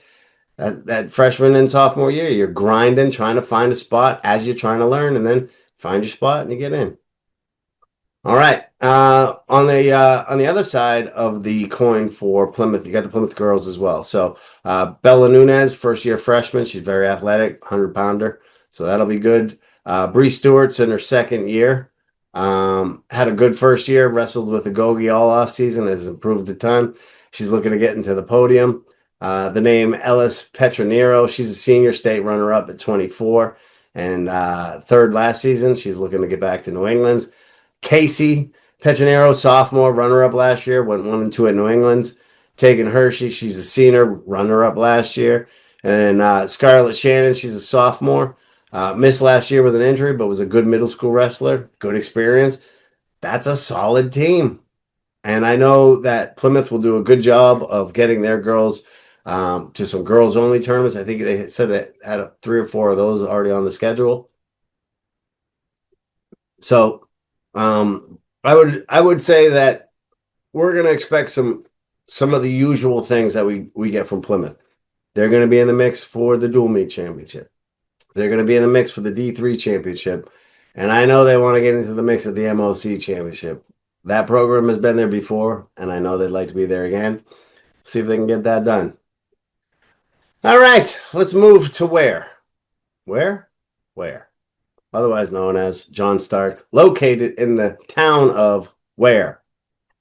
All right, so Coach Feudner and Coach Lindstadt, they have been doing a really good job over the last couple of years building that program up, and they did so again in adding Coach Steve Spain and Cody Lang as volunteer assistants. They have Captain Sean Crean. He's a returning captain. You have Hunter Griffinland, and then Lincoln Jablonski. Remember that name. You're going to hear that on a lot this year. They entered the season with about 20 wrestlers, including 10 returners. They also have Hopkinton kind of piggybacking with them. And, the generals, they're relatively inexperienced, but the group has been progressing quickly. They get to the room. All the basic things are happening in the beginning of the year. One senior. So it's a young roster focused on getting better, getting good shape, get your fundamental stuff. Just compete hard. That's it. That's all you can do, right? So I mentioned Jablonski, right? He's one of your returners that you're going to keep an eye on, right? He's coming off a Division III championship, and boy, motivated after falling short of his MOC goals. So he'll be around. You got Hunter Griffin. He stepped it up significantly as a leader, and he's earned the title of captain. You got Jackson Benedict and Dawson Palmer, both juniors, play some key roles. Senior Sean Cream, currently sidelined. And he wants to come back this year. He's sidelined with an injury. He's going to tell you, I'm coming back. I don't know if he's coming back or not. But one thing I do know, he hasn't left. Just because he's injured, he's around the team. He's coaching. He's helping out. And I love when these young athletes who suffer an injury, they don't just disappear and go get fat and sit on the couch. They stay with their team and they do what they can. And that's life, man. You're going to be on teams where you just got to do your job, right? Do your part. And so I don't know that they're going to be banging down the door of a team championship this year. Don't know it. Not against it. I'm just saying, again, when you have inexperience, you got one of your best wrestlers on the sidelines injured. It's going to be tough to make a run. But I know Coach Feudner and Lindstadt, they're going to have the generals prepared and ready each and every week. And we'll talk in February. We'll see where they're at. All right. Another program I'm super excited about, the White Mountains, right? 5th place finish in the division last season. filled with a bunch of hungry wrestlers ready to compete. Fairly balanced team, 9 freshmen, bunch of first year wrestlers on the squad. Not uncommon, man. I said it last year. How do you recruit when you got all those big, beautiful snow mountains right there just begging you to come ski? But they're doing it. They're all doing it, right?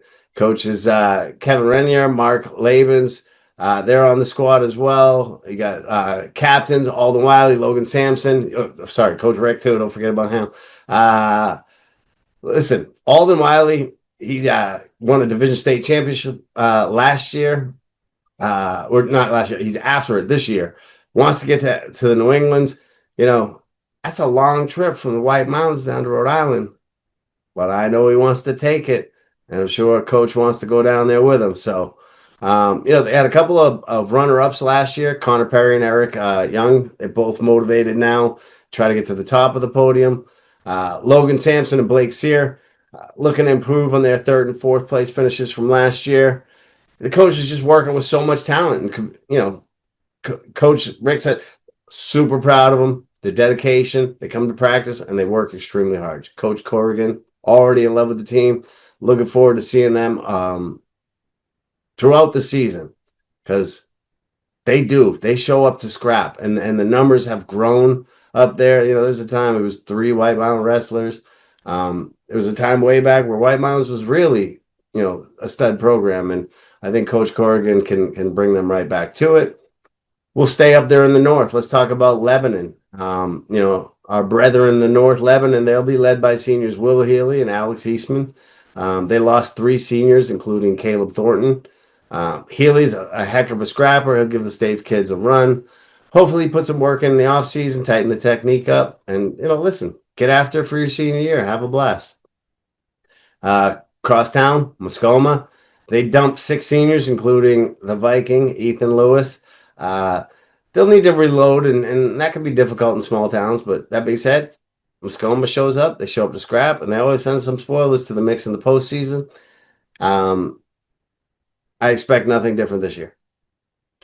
Longtime coach Rittinger, and their staff, they got their work cut out for them over there in Pelham. They lost a lot of point scorers, and Liz Donovan, Billy Nichols, Phil Smith, Joel Libre. That's a lot of points Pelham lost, but luckily for them, they got some remaining firepower in the last of the Mass Atlantics. Baby Ben's there. You got Drew Nicolosi, Victor Zanoni. They're all going into their junior years. So last little sprint for Coach Rittinger here, and with some good talent.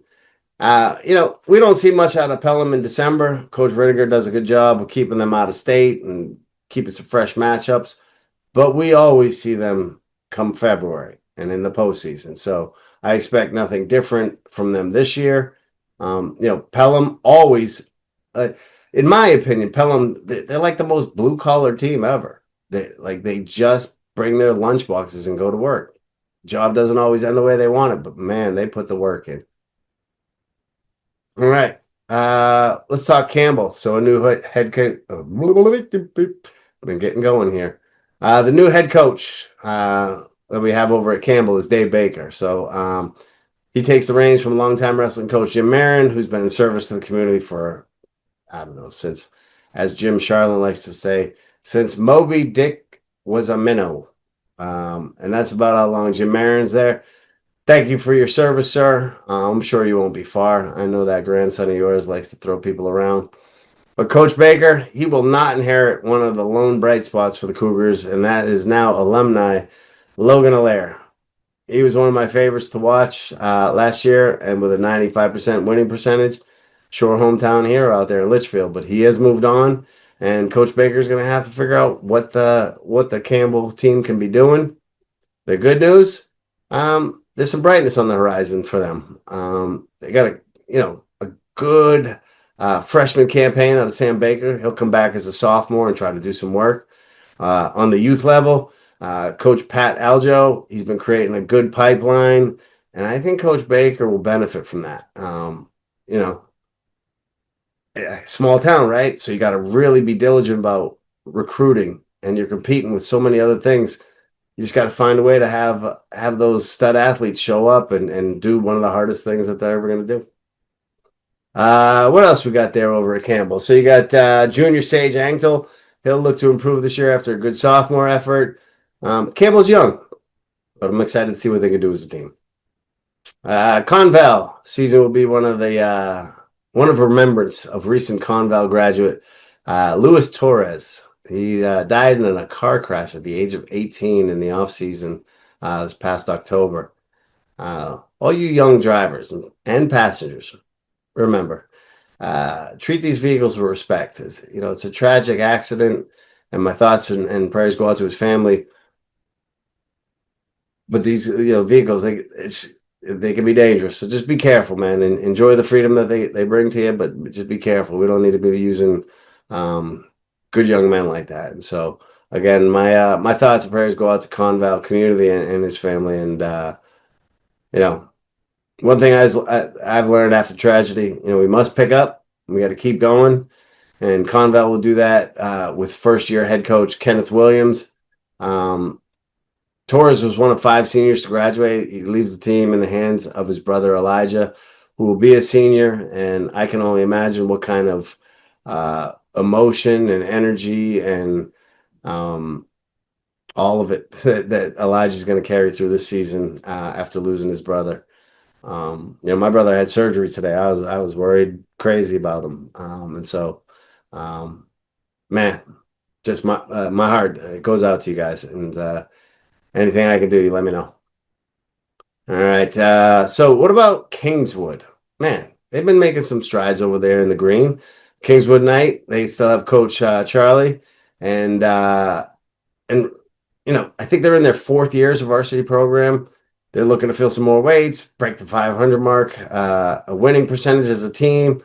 Yeah, this is the journey of building a varsity wrestling team, right? They graduated 2 seniors, and like a lot of these teams, 2 good ones, right? You had Caleb Forgy and Stephen Lawrence. Both moved on and they leave the program in better shape than when they got there. It was fun to watch those kids last year. This year, we're going to be watching, Captains Reese Fisher, Brady Call, Ryan Grewalt, Isaac Gagnon, all juniors. So we're going to keep them for a couple of years. They will all look to lead the way and keep growing the program as quickly as possible. They added some cross-state joint practices with York, Maine, which should be, that should be fun, right? Get some new people in the room. They're also hosting their first ever high school individual tournament. It's a preseason kickoff. That's going to be happening this weekend, so I'll be heading out there, I believe. It's the little things each year that create like long-term successes for this program. And Coach Charlie, keep up the good work. All right, so let's talk. We got a couple of more. Bear with me if you're fading. Press pause. Come back. Watch it later. Right. All right. Kearsarge. Head coach is Riley Moskalenko. Assistant coach Brandon McDougall. They're building a small but tough team out there in Kearsarge. They got some strong leadership. Obviously with the coaches, but it comes also in the forms of wrestlers like 3rd-year captain Justin St. Ange, 1st-year captain Gage Richard, and then both seniors those are the guys are both seniors, but Jacob Mullen is the 3rd senior. Gage, man, I talked about him a lot. He earned 2nd place at D3 last year, and Jacob earned 4th. No doubt both are looking to improve, and Gage really looked good at the end of last season. I'm excited to see how he's developed from the off-season work and how it translates this season. But that boy is strong for sure. So if you see that Gage kid in your bracket, be ready for a battle because he's going to give you one. All right. Little tiny old Newport, right? So little town in the Lakes region. It's one of the smallest programs in the state. But it doesn't mean there aren't any highlights, right? You got senior Blake Ploss. He's been a source of pride for the Tigers. He'll cap off his senior year as a high up on every podium he can. He's been putting in a lot of work over the last couple of years, and he just simply hasn't reached his potential through no fault of his own. King of the pond for too long isn't good, and he's been so. He's head and shoulders above everyone in the room. He gets some outside opportunities, but you got to grind on the daily. With the impact on the postseason, you remember guys like Noah Stroud. He was out there at Oyster River. Logan Allaire last year at Campbell, and many others from small town markets.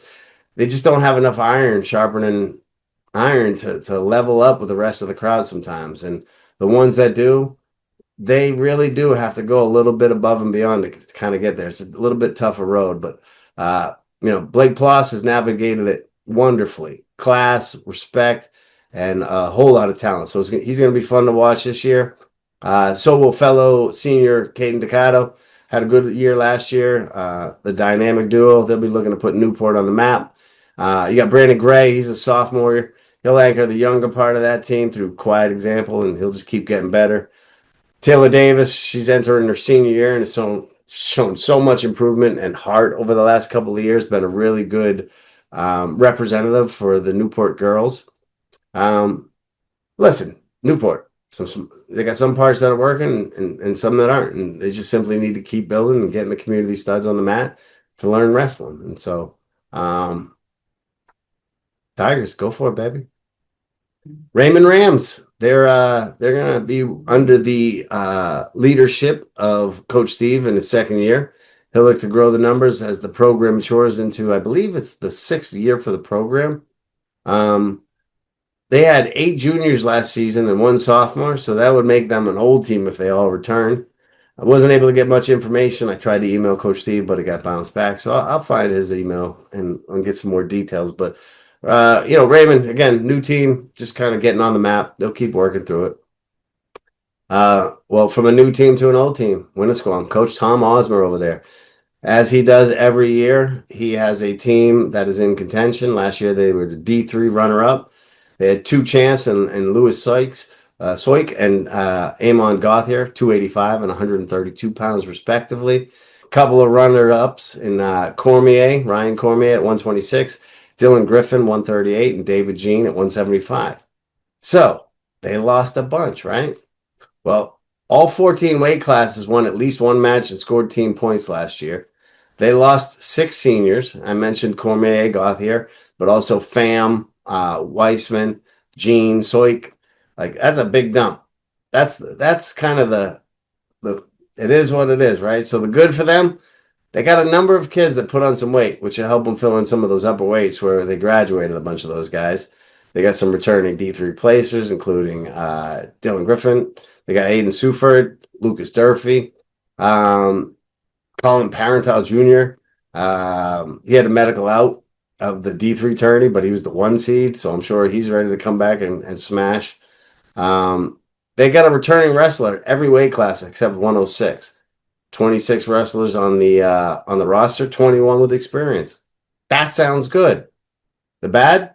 No 106. You can still figure that out, right? And then the ugly. They're a little bunched up in the middleweights, so they'll have some very good guys that are probably sitting out of the lineup just because, again, right, I mentioned it earlier, that common set of weight classes where there's a healthy overstock of competition. That's what we see here with the ugly for Winnisquam. The girls, so they got 4 who are looking forward to the season, especially the girl brackets offered at some of the tournaments. You're going to see that trend continue. And I mentioned smart people, and Coach Osmer is absolutely one of the smarter coaches we have. And he shared his thoughts in the form of, and I quote, "I'm very happy with the wrestling I'm watching at practice. I think we've got a solid team. There's a good lineup right now at our natural weights. There's a good lineup if we move a few guys around. There are some very good extra pieces we can use in dual meets to get favorable matchups. We're putting a good team out on the mat, and we should contend again this year, both dual and tournament scoring." And I couldn't agree with him more. Coach Osmer always has a way of getting those Winnisquam boys and girls ready, and this year is going to be no different. All right, so a couple of the smaller programs, right? I got Messinic, Dover, Hopkinton, Oyster River, St. Thomas, Prospect Mountain, okay? Truth is, I just don't have a ton of information on those teams. And if any of you coaches or parents or wrestlers happen to listen to this, reach out to me, send me information, and I'm happy to share it. But what I do know is this. Messinac's a young program, right? Hopkinton's a young program. They're all small programs. There's 1 or 2, 3 or 4 kids that have the guts to come out there, wear their school colors in a crowd of kids that are on another team and try to figure out how to play team. And they just don't have all the advantages of a full-blown team. It is what it is. And yet they all get out there, they strap up, and they get to work. And so I honor you all the same way that I would honor a full, Timberlane team. You're out there, you got the guts to do it, and you should be extremely proud of yourselves. Don't settle for anything less than your best effort. And I look forward to reporting on you all season long and your big wins and anything you can share with me. Whew. All right. So that was a hello piece. That was 3 division review. Now let me get to my get out of here spot because it's time to get out of here. All right. So little housekeeping on the way out. So the NHWA, which is the Refs Association, for those that don't know, they do have we, all of us, they got a website, nhwa.org. They're also on social media, right? You got Instagram, Facebook, all that stuff. But it's stuff, right? So number one, like, share, subscribe, whatever you got to do on their social media to get that flowing. Annabelle Stott is our new social media manager. You can reach her at media@nhwa.org. If you have anything you want to send to her, she'll tell you where you could send some videos, pictures, some updates for the NHWA.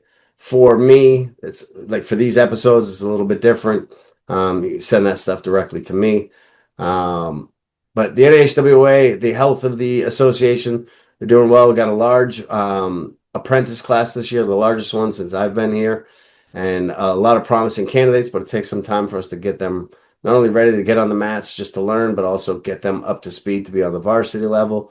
So I'd say overall, we are improving. I wouldn't say we're good yet, but we are improving. We still have some scheduling concerns that we're going to have to work through. Jim Charlin, our assigner, and Will Martin, they both do a great job making sure that we get these events staffed. For the first time ever, we've actually closed off the apprentice program from any new entries during the season. We start in October and we got a large crop, so we're going to focus on getting them ready. So again, NHWA is doing well. Check out their website, nhwa.org, because on that website are a couple of different things. If you go up in the top right, if you're on the web browser or on the menu on a cellular phone, you'll see an existing officials link. If you click on that, it brings you to the things that a lot of the refs use, right? There's some knowledge-based articles. There are diagrams that show why moves are called illegal or what to look for that would make them illegal. There's a lot of information out there to make the wrestling community more intelligent about wrestling rather than just being a parent or a volunteer coach and winging it. So I encourage you guys to use that. There's a test link on there. Take a test, fill it out, give it a shot. It's going good. So the Development Scholarship Fund, the Michael Peruccio Fund, it's going strong. We're doing some work behind the scenes to get that shored up even more. I want to talk about, one of our biggest supporters on that scholarship fund, and that is W.L. Brady. So they are an HVAC company anchored here in Manchester, but serving New Hampshire. They are both Central Wrestler alumni, the owners of the W.L. Brady. They're both, like I said, alumni. They're also veterans of the armed services, and they had taken over their father's business and have just simply kept up the great tradition that is W.L. Brady, which is that personal service.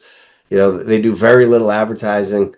They get most of their business because of how well they do their work and how much care and personal attention that they provide. And so it's, I think, 5 degrees out right now. So these are the type of men that will make sure your house is warm in the winter. They will make sure your house is cold in the summer. And they basically just make sure that you and your family are very comfortable. So if you are looking for HVAC services, please support W.L. Brady, WLBradyCorp.com. They have been massive supporters over the last, I don't even know how many years now, but thousands of dollars they have donated to the scholarship fund. and we greatly appreciate it at the NHWA. I appreciate it at Bensden, simply because they don't have to and they choose to, and putting your money where your mouth is, but also putting your services is. I called them the other day. I said, "Hey, my heat's not turned on." They were here 20 minutes later. I don't know that you'll get that service, but they sure will try. But again, WL Brady is a tremendous supporter of Bensden, of New Hampshire wrestling in general. So let's just be great supports with them. You don't stay in business for 36 years on accident, and they're giving back what they're taking out. So to Billy and Tommy, I say thank you, boys. We appreciate all your support. All right, finally, let's talk NHWA. So there's a changing of the guard. Gary and Aaron, I'd like to thank you guys for your years of service. You've brought a sense of organization to the youth wrestling here in New Hampshire. You're always willing to try stuff. You listen to the community feedback, make adjustments. Some work, some don't. The bottom line is you can't make everyone happy, but you guys are always trying to bring the best product that you could. You guys have been pillars of support to New Hampshire wrestling through tournament opportunities in New Hampshire, national circuit, providing resources for people to get there. You guys have been massive supporters of Bensden, of the NHWA. I will share this year, the NHWA will have second officials at all 3 division tournaments, courtesy of the generosity of New Hampshire Way and their donations to help pay those officials. And it's things like that, along with just the countless hours of time and commitment away from their family, away from other stuff that they want to do. They haven't had kids on the youth circuit in a long time, and yet they have continued to provide their time and their services through New Hampshire Way. And so, gentlemen, I just again want to say thank you very much for your time and your commitment to growing the sport of New Hampshire. And I'm not sure what the plan for New Hampshire Way is, but just know that you've left your mark here in New Hampshire, and many people are grateful for the efforts that you guys have put forth. Also, just want to shout out one other retiring coach, and that is one Kim Strout out there at Oyster River, a unicorn amongst the lions, if you would. Kim, like all coaches, she sacrificed much time, her own money, especially as an independent. They're not giving her any support, and she gave all that time and money to the sport of wrestling, created opportunities for high school kids to experience the sport in areas where nobody else is willing to do that. She's been around the sport for a long time. Her son Noah had great success, youth level, high school level. He was so fun to watch. She is class, she is sportsmanship, and most importantly, she is wrestling family. And it's now time for her to shift her time and her resources to the elders in her actual family and tend to their needs. And so it's no surprise to me she leaves being in service to one group, and that is New Hampshire Wrestling, to go be in service to another, or her immediate family. And while small in stature, I believe she's mostly made of heart, which she wears on her sleeve with dignity, class, and a self-control that has her show up all of us. And good luck, my dear, and tell the boys I said hello. Final one, Mr. Rick Ross. I don't really like the guy, but if I want to get favorable treatment, no, I kid. Rick Ross has been a mentor to me since my return on the wrestling scene. Seems like what, 15 years ago now, 16 years ago. He was inducted into the NHIA Hall of Fame. A well-deserved acknowledgement for a guy who's been in service to his community for the better part of 40 years. A tremendous mentor to me, so many others. Our community is strong when we have men like Rick involved. So when you see him this year on the mat, and you will see him, tell him congratulations. Point him to the closest hot dog source, and tell him his dog Peanut's the best. And then you're in good graces. Whew! All right. The preseason is over for me now officially. But it is still the most wonderful time of the year. Good luck to everyone, and let's do one thing. Let's try to remember what this is all about. Let's make some great human beings who happen to wrestle, and I'll see you on the mats.